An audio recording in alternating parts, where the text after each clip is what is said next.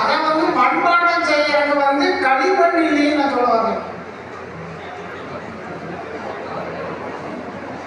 இந்த பிரச்சனை நமக்கு மட்டும் இல்ல, ஒவ்வொரு ஸ்டேட்லயும் இருக்கு. ஏன்னா ஸ்டேட்ல வந்து களிமண் அது ஒரு கனிமம், அது கனிம வளங்கள்ல களிமண் ஒரு விஷயம் இருக்கிறதுனால சாதாரண ரைட்ஸ் கொடுக்க மாட்டேங்கிறாங்க.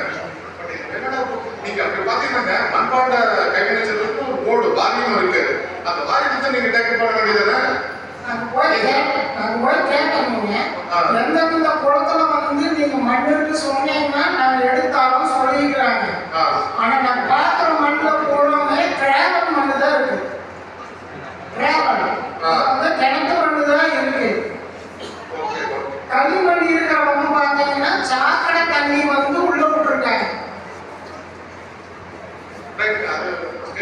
சொல்லி நம்ம டேக்கப் பண்றாங்க. நோட் பண்ணிட்டோம், டேக்கப் பண்றோம். சரி சரி.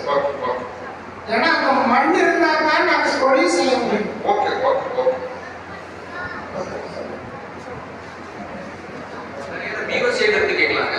வியூஸ் அனைவருக்கும் வணக்கம். எல்லாருக்கும் வணக்கம். மண்பாண்டம் தொழில் செஞ்சுட்டு இருக்கிறோம். எங்கள் வீட்டு பக்கத்தில் கொஞ்சம் கவர்மெண்ட் இடம் இருந்தது. அதில் தான் இந்த வரைக்கும் நாங்கள் சட்டி பானை சோளை எல்லாம் வைத்து கொண்டிருக்கோம். இப்போ அது வந்து பக்கத்தில் இருக்கிறவங்களே அதை தொல்லை பிடிக்கிறார்கள். எங்களுக்கு சோளை வைக்கிறது ரொம்ப இடத்துல இருக்கிறது. சொந்த இடம் இல்லை, வீடு மட்டும்தான் இருக்கிறது. சோளை வைக்கிறதுக்காக எங்களுக்கு இடம் வேணும்.